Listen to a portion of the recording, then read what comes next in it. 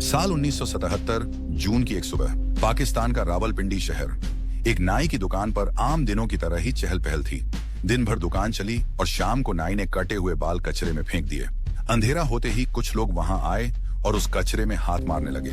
वो कचरा नहीं बल्कि उसमें से कटे हुए बालों को बीन रहे थे। ये लोग भारत की खुफिया एजेंसी रॉ के जांबाज एजेंट्स थे।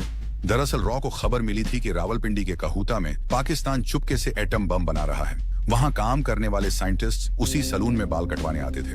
रॉ एजेंट्स ने इकट्ठा किए हुए बालों के सैंपल जांच के लिए भेजे और शक सही निकला। बालों में रेडिएशन के कण मिले। भारतीय एजेंटों ने पाकिस्तान का सीक्रेट खोज लिया था। रॉ उस न्यूक्लियर प्लांट के ब्लूप्रिंट हासिल करने के बेहद करीब थी। कीमत थी $10,000 यानी लगभग 7,50,000 रुपए। लेकिन तभी दिल्ली में सरकार बदल गई।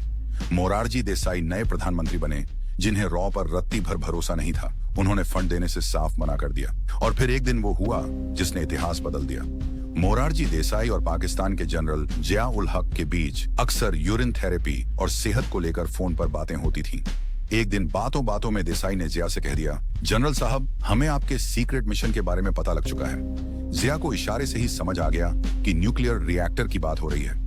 उसने तुरंत आईएसआई को एक्टिव किया। पूरे नेटवर्क की छानबीन हुई और वो रॉ का नेटवर्क, जिसे हमारे जासूसों ने 10 साल अपनी जान जोखिम में डालकर बनाया था, एक फोन कॉल की वजह से तबाह कर दिया गया। कई एजेंट्स मारे गए। सोचिए, एक तरफ जासूसों की वो मेहनत जो बालों के ढेर में सुराग ढूंढ रही थी और दूसरी तरफ एक गलती जिसने सब राख कर दिया।